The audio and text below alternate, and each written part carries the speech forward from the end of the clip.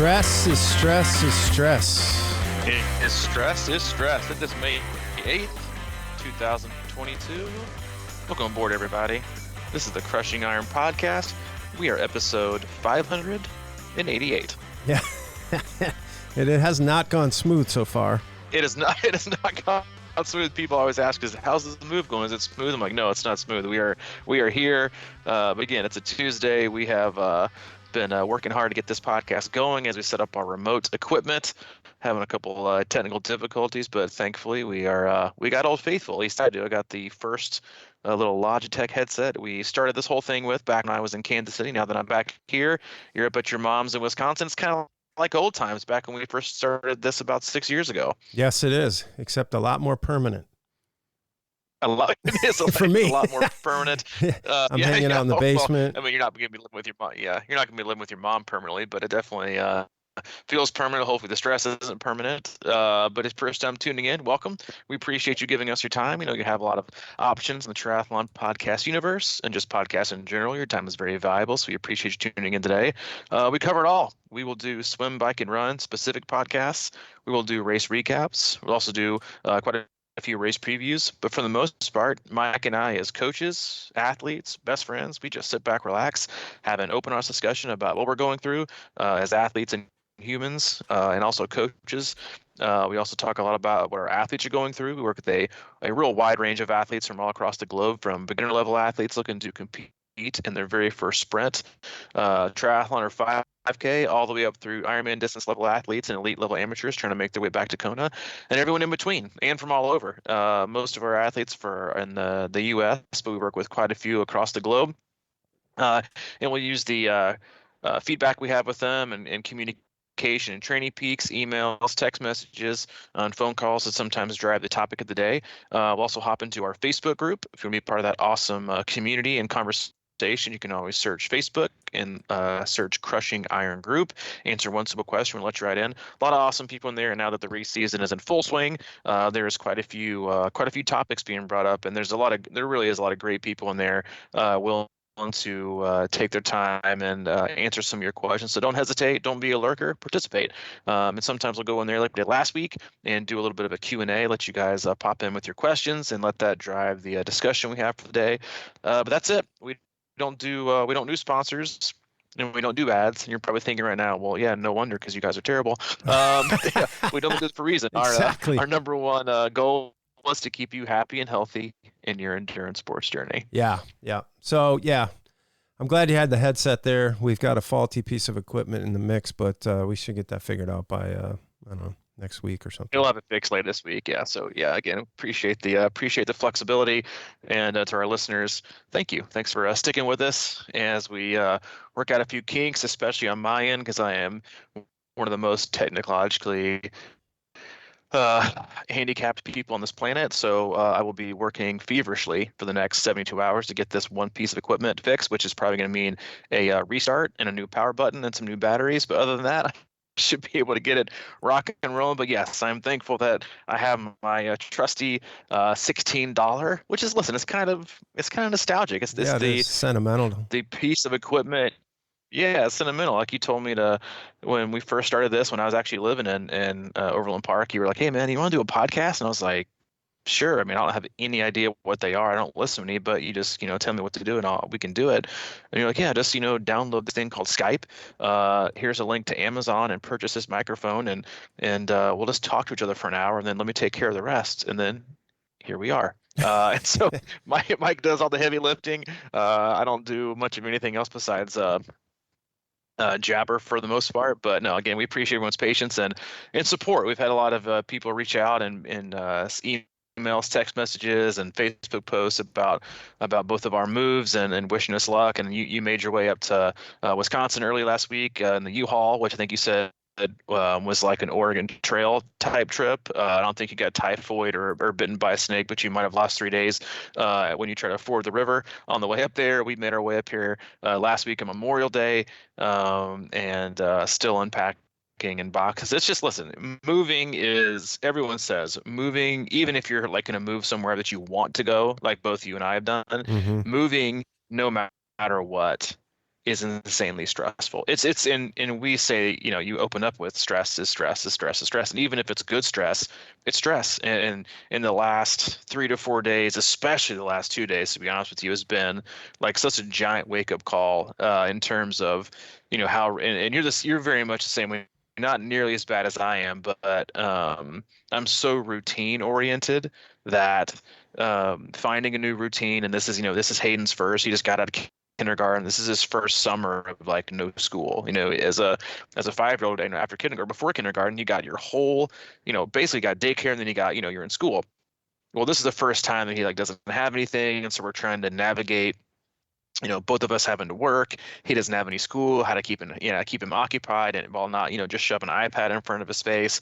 But at the same time, trying to make time for the things we want to do, be supportive, understand that we've moved. It's a lot. It's just a lot of stuff to kind of wrap your brain around and get used to. And for someone like myself who likes to try to be flexible, I can be very inflexible and rigid when it comes to my routine. And so I'm having especially the last 2 days, it's been difficult to kind of find time and find find a groove, right? It's not so much having to have like a strict routine, because there really isn't one, but it's just kind of find a groove, of when to do things and when not to do things, and when to anticipate being able to do something. So it's kind of, I hate it in life. And I know a lot of athletes feel this way when, because life is so demanding in so many ways, where you always feel like you're on the defensive, right? You're just waiting for something else to do so you can be reactionary, instead of feeling like you're in an offensive position to be proactive. You have like somewhat kind of control. Like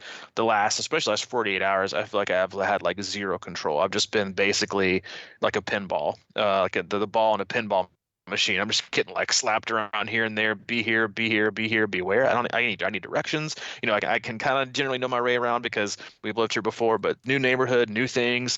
Hayden's a different age. He wants to do his new things, like, go down to a friend's house and ride his bike down the street, which is all great, but it's also stuff like we're not accustomed to like thinking about. It's all very new, and while it's great, it's still stressful. And I know you're feeling a lot of the same kind of stress, having gone through a move and probably trying to find a routine and a groove yourself.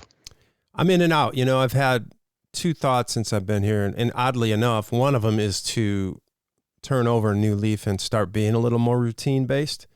And I picked a really weird time to do it, but I think it's going to be more. Seriously. I mean, because I don't know where anything is. Like I'm living upstairs, downstairs. My mom's got her whole gift shop storage in the basement, and I'm stepping over birdhouses and stained glass mirrors and flower vases and stuff like that. But the simplicity piece is the other one that I was really kind of leaning on to when I got here. I sent an email to my athletes the other day, and I said I was downtown Beloit, sitting in a place aptly titled Bagels and More, like with a fancy, and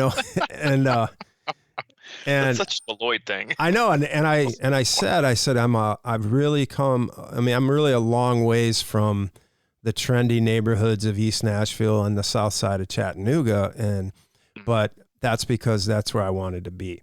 So I do like the simplicity piece of it, but, and I was also telling them, this is weird because I'm working out on the same streets where I kind of grew up as a kid. So, the workouts you did back then were just kind of, haphazard, sort of fly by, seat of your pants, just go wherever you want to go. And now I'm like doing hill repeats on my old skateboard hill. And it's kind of weird, but it's sort of got me a little bit inspired in kind of an old school way, in that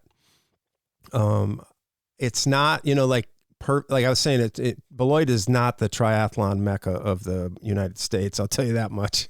I might be maybe one of 3 triathletes in the city, but I kind of like that because it's sort of this old school, put on the hoodie and go out jogging sort of thing. And I'm really, I have my chrono watch handy. My Garmin died and I can't find the charger. So I'm just like, all right, I'm all in on the chrono. So I'm doing repeats on these weird hills and just kind of remembering the times and hoping I see improvement.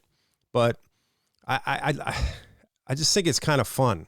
It's a weird transition right now, but it's been kind of fun to sort of find these little pockets of how, me, I love to do that with training, and you do too. It's like find little routes and find little challenges within the day and new things that kind of keep you interested. And it's like, you know, always being rigid and structured with everything on the workout is I don't know. For me, it's never been a good methodology to keep going, but I'm finding different ways, I guess. Yeah, no, I mean, you bring up a great point. It's funny you said so rigid. Like I just was commenting in an athlete's Training Peaks and about they did Ironman St. George, and when I say didn't miss a workout, I mean pretty much didn't miss a workout for 6 months. Mm-hmm. And they've got a new job going right now, and I just commented and I said, everyone thinks post Ironman is all about recovering physically and how long it takes, but for most people, they need an extended period of time to recover from the rigidity and responsibility of having, or not, yeah, you can say having to, or getting to, or wanting to, or feeling obligated to do X amount of training per week at a certain time, in a certain discipline, and hit your intervals. It's a huge mental and emotional task to take on. And like the last like week, as I'm, and like I seriously, like I sat and I tried, and I stared at my Training Peaks week trying to figure out a way to make something work, right? And I think For yourself? one of the best ways, yeah, for myself, yeah, to find for myself, like, Right. how can I make something work or something stick? And what I finally just closed my laptop and I was like, you're doing it all wrong. You can't plan for something that you don't know how to plan for because you haven't done it yet. The best thing you can do, instead of trying to be rigid and make a plan that you hope works, is instead to just kind of create a plan and see what falls in line. If you find an opportunity to run during, Hayden soccer, go run. If you find an hour span to hop on the trainer, go for a bike ride, do that. If Hayden wants to go out and ride his bike and you think you can run, then run while he rides and knock two birds out with one stone. If you want to go for a bike ride outside and he wants to catch up with you later, or come back to their house and get him, incorporate it that way. So and I think a lot of times we try to take, and we feel so defensive, on the defensive, like I think a lot of people do, because listen, summer's really, I was telling somebody this earlier, I think an athlete in Texas says like, summer is really hard. I was like, when did summer get so hard? Because summer has always felt like, oh, it's chilling, it's relaxing, it's vacationing. We got nothing to do, we can watch movies all day and relax. And now when I think of summer, and I think a lot of athletes that are parents and have jobs, you're everywhere all the time. You've got, especially if you got multiple kids and responsibilities, they've got soccer here and baseball here and swimming here and all different. You're basically like you're a parent, but you're also like an Uber driver. Yeah, And I then was you gonna also say. have like you have like your own, real job to take on. So it's somewhat kind of stressful. And kind of what I found with myself as someone who likes to be, which is another huge reason why like I'm, absolutely terrified of flying, is I hate not being in control and knowing what's going on. When I think of my own Yeah, training, work I'm on like, that. all right, make a plan, make it stick, do what you can do. But I think what I'm going to have to do is just kind of be super flexible and kind of do like the old mapsology thing that we'd always talked about, is like, if I see an opening, take it. I don't know what it's going to look like. I don't know if it's going to be easy. I don't know if it's going to be hard, but the best thing I can do is get moving and at least just try to like plug in holes where I can find them, instead of trying to make a plan and then it not, falling in line, then getting frustrated from it and getting irritated because it's not, kind of developing the way that I wanted to. When, right now I don't even know what a routine looks like. So why try to make one? Yeah, and I would imagine, with summer and having kids like that, because it's not a regimented school day, it's sort of, you have different things going on at different times. So that has to be even harder to, because I would just forget, like, oh, I'm supposed to pick somebody up. But I mean, what I mean? I don't know how you remember that kind of stuff all the time. And there's so many of that going on. We had a shirt recently called "Do It Now," and I ordered one of them. And it's so weird how that's been working for me, because I see it in the mirror, and like we were supposed to cast this morning. You had painters show up out of the blue, and we had to delay it. And I was thinking, well, I got a couple hours here. What am I gonna? And then I set my trainer up right next to this setup here in the basement. Smart man. And I've had my IMAX right in front of it. So I've been kind of like, kind of going old school with the motivational videos and stuff. And just, I was like, I got a little window here. Just do it now, and it's kind of been working. And I think it's kind of interesting because living here, I feel because I'm getting out of other than the fact that I'm still trying to sell my condo and I have an HOA Zoom meeting tomorrow, which I'm really looking forward to. Like I went to the gym. I found a new great place. It's just awesome. With an outdoor running track. Is it called Gym and Weights? It's called what? Yeah, Gym and Weights. It's like Gym and Weights. Exactly. Tacos and more, but like, I went down there and they've got an unbelievable pool. It's a really kind of nice place it's more of an older clientele, I think, but nobody's there. And they have an outdoor running track and like a wood through the woods and everything. And I did all that and I swam a little bit and then I got in the sauna and I was kind of walking out of there. I'm like, yeah, this is exactly what I'm looking for. And then I had 3 texts from HOA and my realtor and I'm still kind of in that space, but it's like, I know it sounds ridiculous, but, like responsibility can get heavy, and I know we all have to grow up and be responsible, but I also think that we all like the idea of being in a workout without something clanking in our heads. You know what I mean? Like that was the thing that I was thinking. I was like, I got nothing right now and I'm doing this work. Cause if you're working out and you're doing work and business and all these other, I just don't think that's effective, you know what I mean? Or it's certainly not gratifying, really, that how a workout could be, or just any kind of training. You know what I'm saying? There's like this really interesting piece of freedom in a workout without having to think about a zillion other things going on. And how do we get there? No, you brought up some like really, really good points and things I was actually trying to think about in terms of like how to like find a routine, and you said something about, being, do it now, which is like something that I totally swung and missed on yesterday when I felt like I had like a gap of about an hour, maybe hour and 10 minutes where I could have gone stairs and got on my trainer ride. I wanted to swim, but I knew I couldn't make it to the pool. And I let about 15 minutes go by to where I didn't like dawdle, but I like didn't immediately seize the moment where I was like, all right, you've got a minute, you've got an hour 15, run upstairs, change, do this, do that, and then get on the bike and get your workout done. And I let about kind of 10 or 15 minutes like pass, and then I looked at time, I was like, I don't have time to do it. When a few things could have happened, right, is I still could have gotten 50 minutes in. Right. And that's something that you and I always talk about, and you talk about it frequently with your athletes, is how much you like seeing oranges and yellows, right? Because at least it means you made an effort, right? Because you don't have to get it all. You don't have to be perfect, right? And I think the thing that I struggle with, I think a lot of athletes struggle with, is that we when we are in this, like, and again, like you said, I think parents, I think adults, well, not adults, I think people in general now feel and have a lot more responsibilities and things that are being kind of pulled and tugged their way when it comes to like just normal day-to-day stuff. And so it's a lot to manage. It's a lot of expectations, a lot of responsibility. It's a lot of balls to juggle.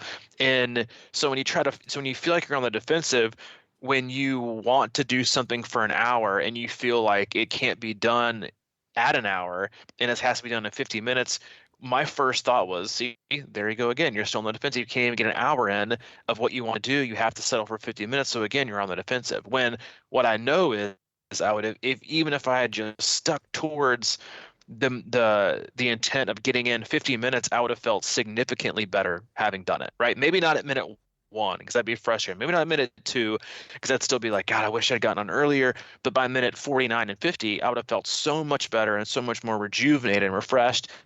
A, having taken time for myself, B, having gotten a workout in, and C, making sure that I got something done in my training, and so, and again, most athletes they're type A, right? They are type A athletes. They always want things to be done perfectly. And if you can't do them perfectly, why do them at all? And I'll be honest, I found myself saying that thing yesterday. All right, well, Monday's gone, maybe just really focus this week on finding a routine and settling in. That way next week can be a little bit better. But, the thing is like, who knows what next week's going to look like. He's in a different camp. The camp's a different part of town. It's going to last, a little bit longer. So for me, and I talk a lot about this with athletes that take, job promotions or move or, or get in a different relationship or things like that. We have this like assumption that we'll have the same amount of time.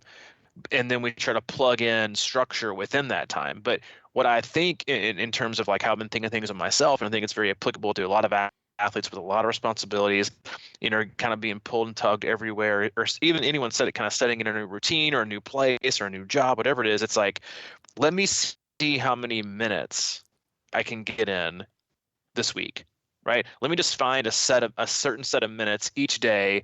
And then at the end, just do them, right? Do them by feel. If I've got 30 minutes, run easy for 30. If I feel like I can run hard, maybe run hard for 30. If I got 30 minutes or an hour and a half to hop on the bike, do it and see how I feel. Then at the end of the week, and when I go to plan the following week, look backwards and see, all right, well, this worked on Monday and Tuesday and Wednesday and Thursday and Friday. Why not try to mirror that, because something happened right then, right? And so kind of use yourself and your own kind of, exploring, like you said, exploring new routes or new places to kind of find opportunities. You can still gain fitness and get in a routine by just looking for flexibility and experiences and opportunities. And then when you kind of look back at the week prior and look at the time you were able to find, then you can figure out how to kind of move forward. So that's my goal, but it's difficult. It's you and I are both in quote unquote new places, or we've moved, but they're not new, right? We're still pretty familiar with it, which I think also makes it harder but easier, in a way, because I'm like, I know where the pool is, I know where I want to run. Like it's not like a rocket science. Like it's not like I'm having to traverse the downtown city of Chicago to try and find a pool or a walking path. Like I know exactly where they are. Like I can make it to them in 2 seconds.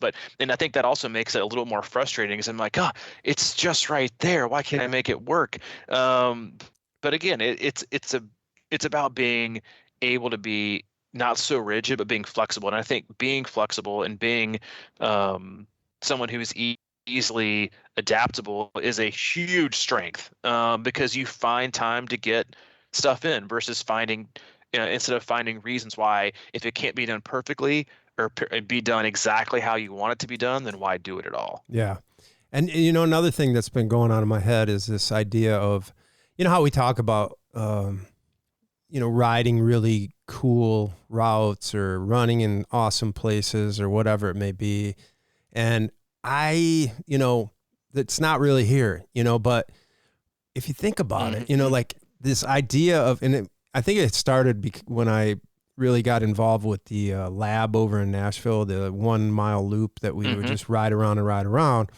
I found that to be almost the most gratifying workouts, because it really does kind of drive you inside yourself, and it really gets you in the moment. Because if you think about Ironman racing and 70.3 any racing really, but I find when I'm racing my best is when I'm really tuned in to just spinning on the bike, or just right in the breath of it all, in whether it's running or whatever. And I kind of feel like these same repeating sort of routes force you to do that, because it's like you can't, it's almost like we talk about, and I will admit that I'm kind of getting into the, just running with music and things like that again, because I'm just doing whatever it takes to get me going. But it's sort of like that level that you want to hit, right? It's like if you have really great motivation, you feel awesome, you go out and run on a beautiful trail or something like that, it feels a little easier.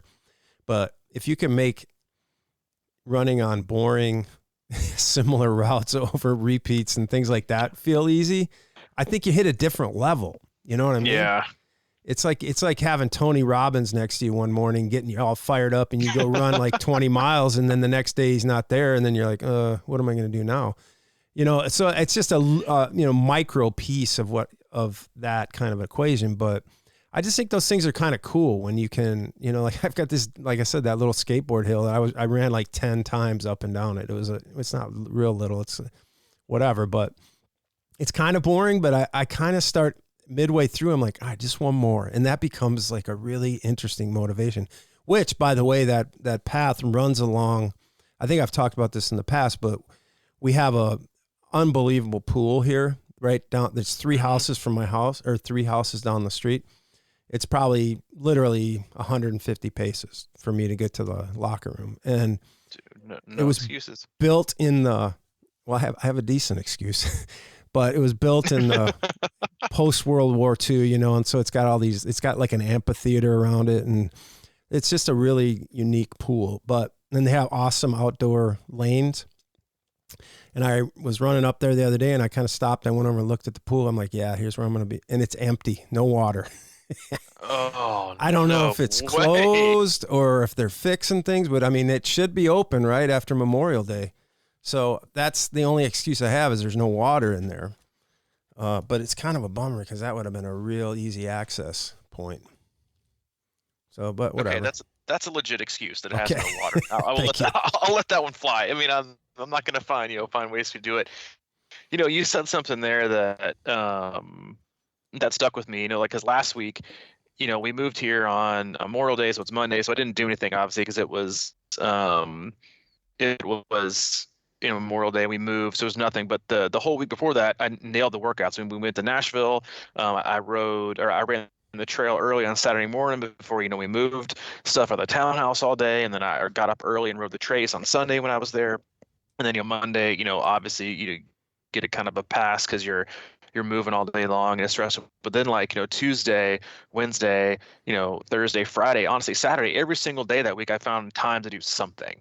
And that was it. Like, I was in this position where I felt like I knew and I kind of anticipated that I knew I wasn't going to be perfect.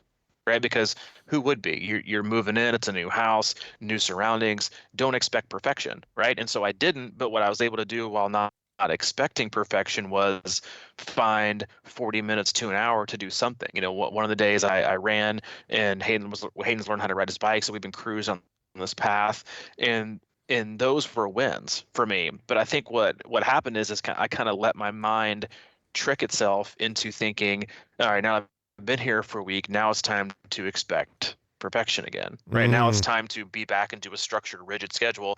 And what's happened is I've gone 0 for 2. I'm not really 0 for 2 because it's still midday Tuesday. I still got time to knock out a workout. But Sunday and Monday I didn't do anything. And I think the genesis of the zeros on the board that day was that I woke up and had too high of expectation versus playing small ball, which is something we talk about a lot. I feel like, I've been here, been on the team for a while, been moved in, I should be swinging for the fences again and hitting home runs, nailing my workouts and making time for this. When the previous few days just being here, it was about just making contact, and just getting in 20 minutes here, 40 minutes here, 50 minutes here, and staying in that routine and staying in that pattern. I was able to do it 5 days in a row. And making time and just feeling good about it. And then Sunday I was like, all right, I'm going to do this. I'm going to be rigid. And that didn't happen. Same thing yesterday. Going to be rigid, going to be structured and get back at it. That didn't happen. I was like, man, what is going on?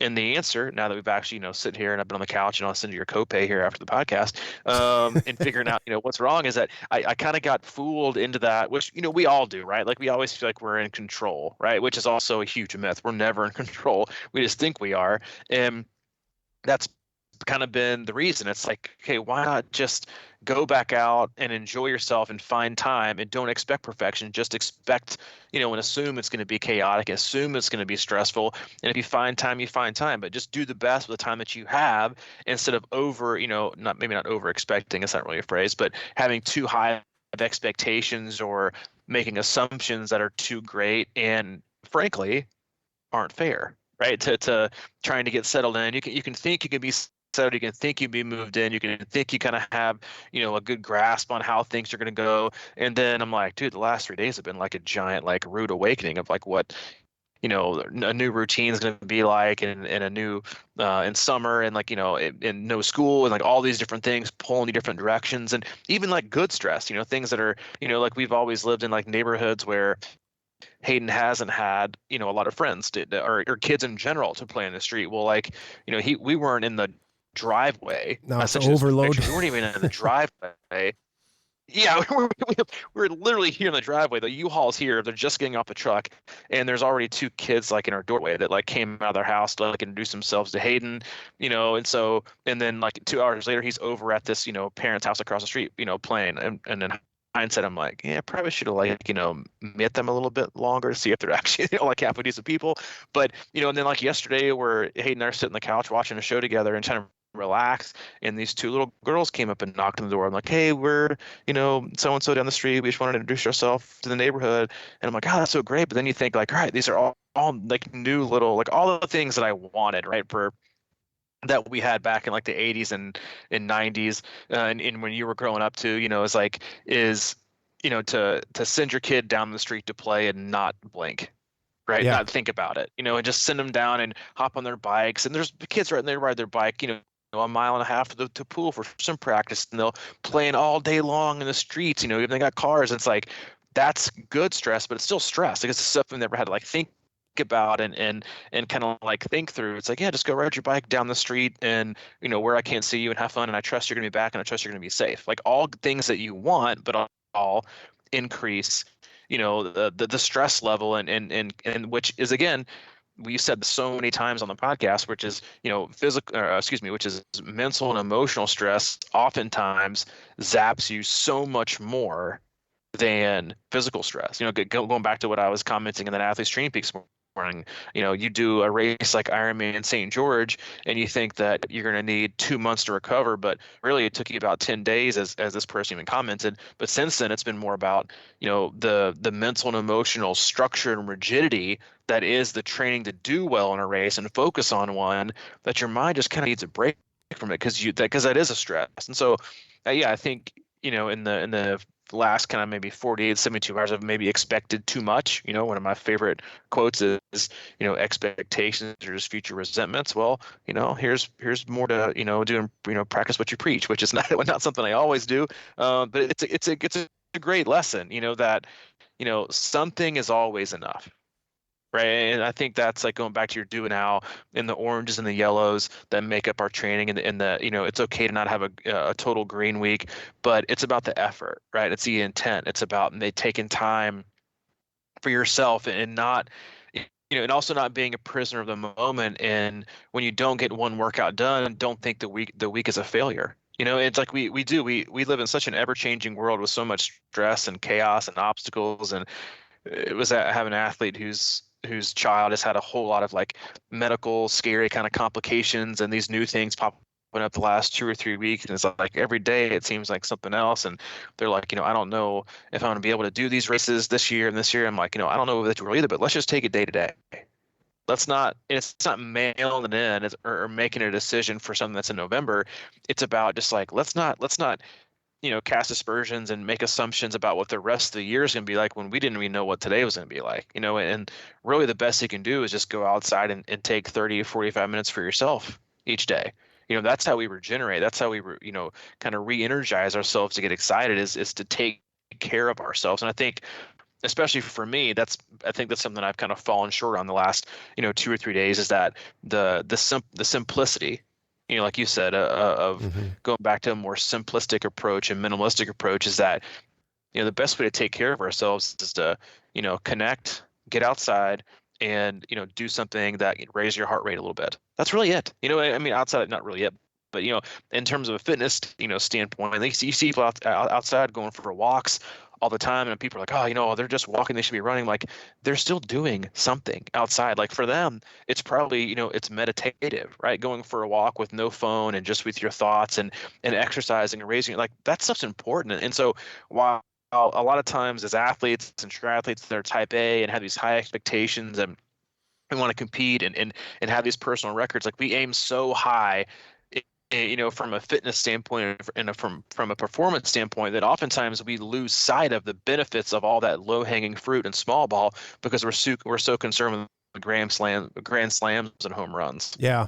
And you get caught in the moment. I mean, it's all about getting caught in the moment. There's so much wisdom and simplicity, I think, in what you just said there about just get out and do something. So a lot of times I think people get, because we go through ebbs and flows in training, and there's these big weeks that come out of nowhere when you don't feel, or not out of nowhere, but I mean, you get into a big week and you might not feel like it, but then you're like, man, I can't do that. I mean, then you don't do any of it. And that's about going back to I like to see yellows and people, because it's just one of those weird things. Like you're saying, even now that you're a little bit of sort of waking up and deciding where the openings are and what you're going to do. And, I kind of was in 70.3 shape 2 or 3 weeks ago, and I sort of let that go by the wayside. But it's funny how quickly you can kind of get it back if you allow your body to do it in a way that's manageable, right? So my philosophy here has just been, and this is what I tell people all the time. I got friends up here that,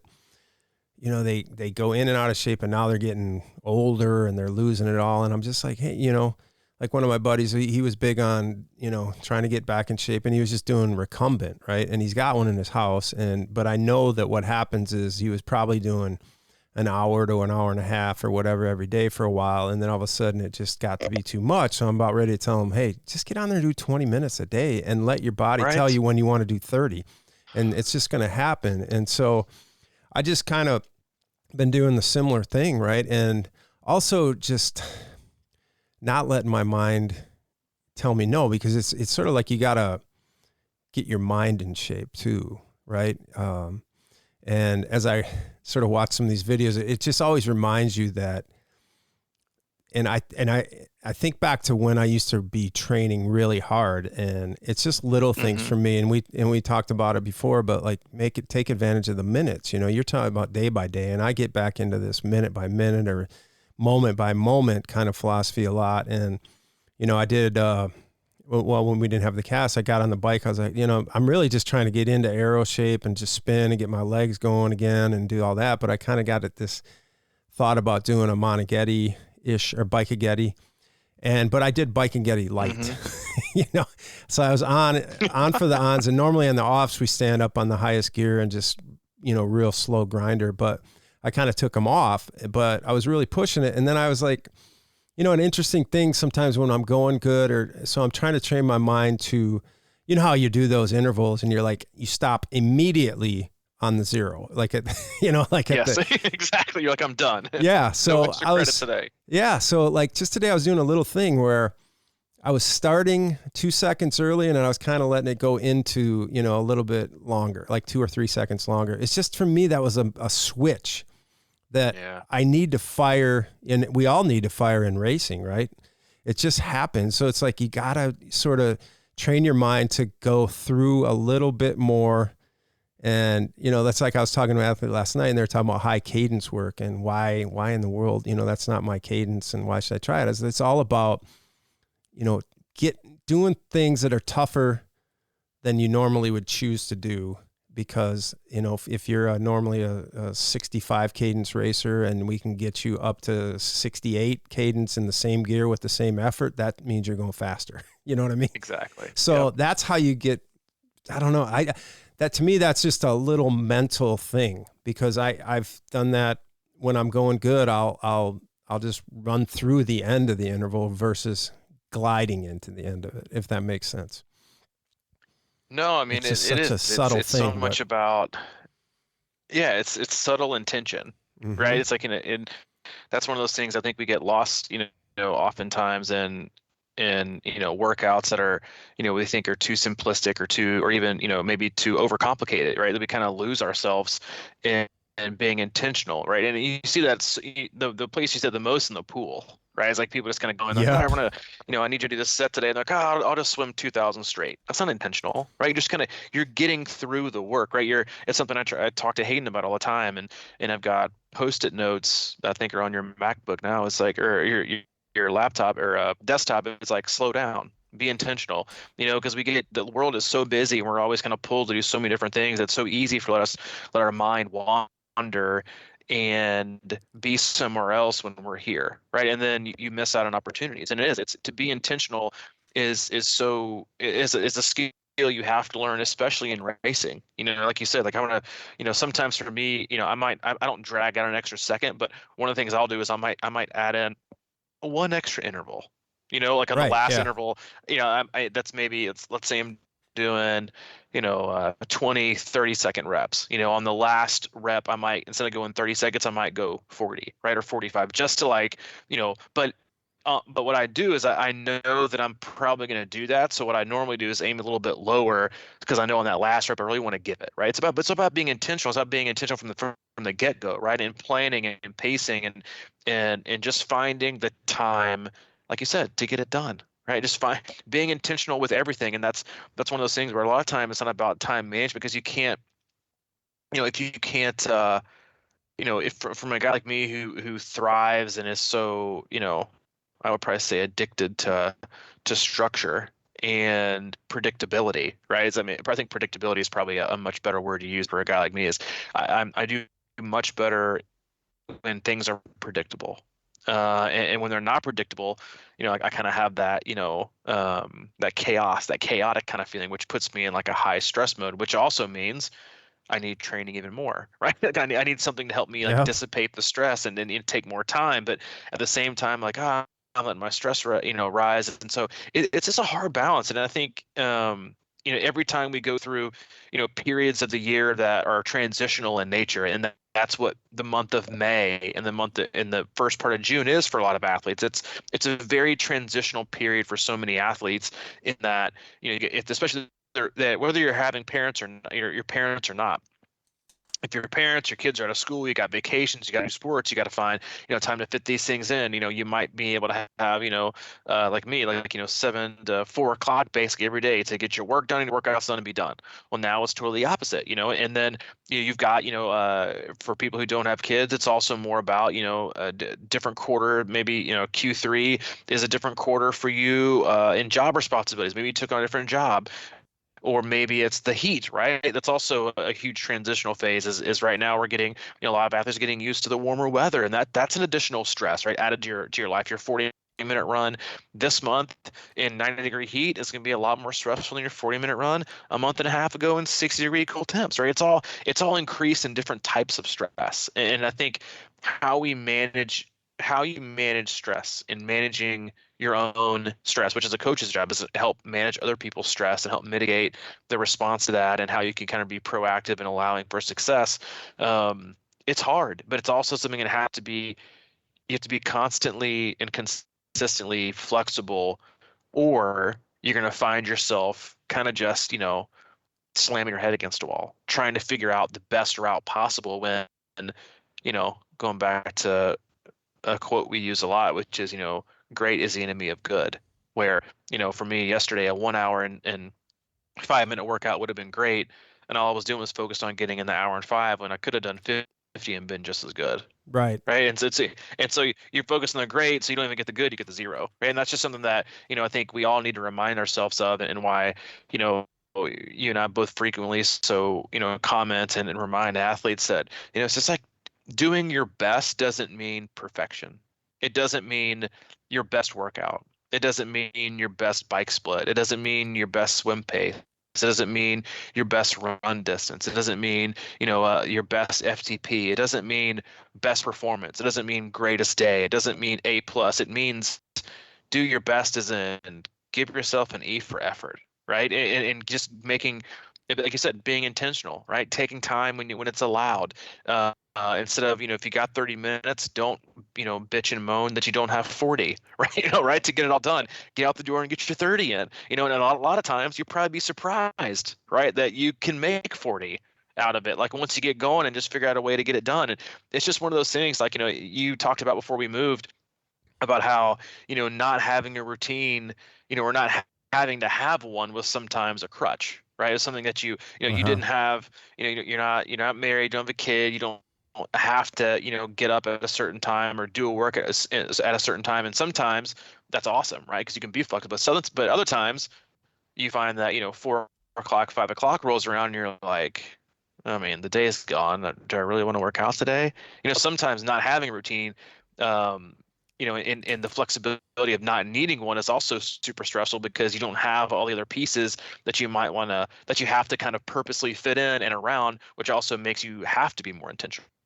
Right. And that is definitely one of the things I want to focus on is sort of creating that And again, it goes back to do it now, but it's sort of like, I don't know what it is, but there's something about where I was and where we were, even though we had the hub downstairs, it was so easy, you know, but it was like, Yeah. it wasn't always necessarily, I don't know how to explain it, but now I think it just felt like a little bit more responsibility or something like that. Or I don't know. It was just sort of always there, but now it's like breaking away and sort of having just a open canvas in some ways that I want to really kind of sharpen that up and make more of a routine with it, even if it's not a perfectly timed routine, but you know, getting there and doing stuff when it's available.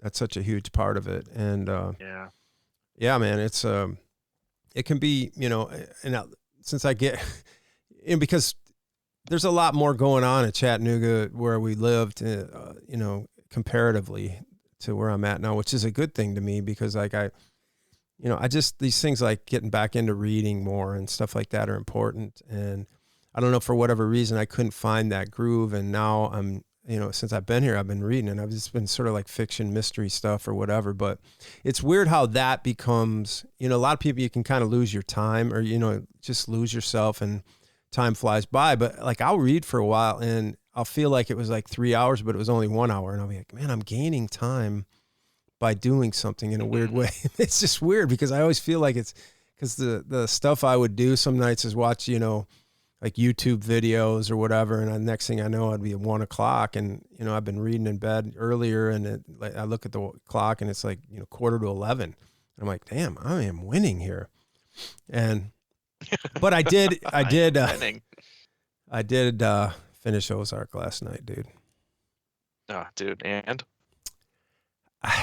it was unbelievable. oh, I don't, you know. Okay, good. All right, that's okay. I was worried you're gonna give like a harsh critique on it. No, there's really no harsh critique. I think maybe it was the perfect ending. I mean, it was the perfect ending. It was a very Ozark ending. If it had ended any other way, I would have been like, they mailed it in. They sold out. Yeah. They flipped the shark.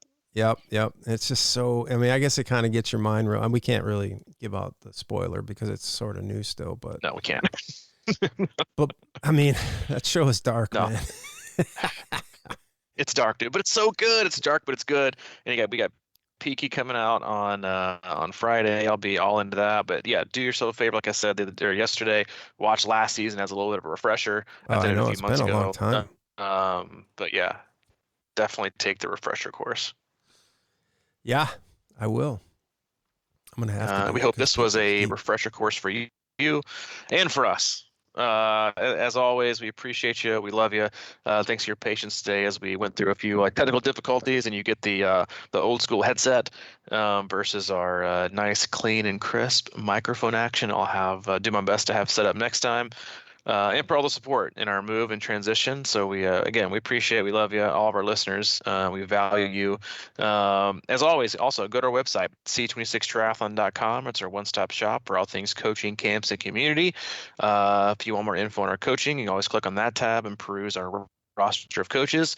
And then if you need anything from Mike, he's always available. Well, I mean, it's not always available. Sometimes he's reading and watching Netflix, for the most part he is. He's a CrushingIron@gmail.com. If you need anything from me specifically, you can get a hold of me, c26coach@gmail.com. All right, man. Anything else on your mind? I mean, like everything. Yeah, everything. I want to pay someone to come unbuy. Yeah, like this morning, I was having my coffee and I was like, all right, I wonder if there are people out there that come into your house post move, because like we get the same movers, right? So you get these movers that come in with their boxes and they will pack and load. They're like machines, right? And it's done. You're like, man, that was so fast. Unpacking will be just as fast. No, it's not. No, it's totally the opposite. It's even longer. So I'm like, so if there's a service out there where you can hire 4 to 5 people to come into your house, right, and unpack, put everything together, point and shoot wherever everything needs to go, but they're not just like, blue collar hustle, movers and get things done and work hard, but they're also interior decorators, right? They know what would look good where, and there's not a maximum amount of money that I wouldn't pay to have that done. To just be boom, snap your fingers. Don't if you know anybody like that. Because it's when you're moving, you're like, man, every time you rip open a box and you break it down, you put it in the garage, it feels like you're cleansing your soul. But then you go back and you walk out inside and you're like, all I did was just put all that shit on the floor. And so now it's even like more like, where am I going to put this stuff? It's all new. What's going to make sense here? So yeah, it's just it's a long process. But I will say, like we had a ton of boxes in our garage, and one of the people down the street came and picked some up because they were moving. He's like, how long you guys been here? I'm like, oh, we just been here for like 48 hours. He's like, man, you guys have gotten a lot done. We've been living in our current house for a year and a half, and we still got boxes in the garage. I was like, well, that makes me feel better.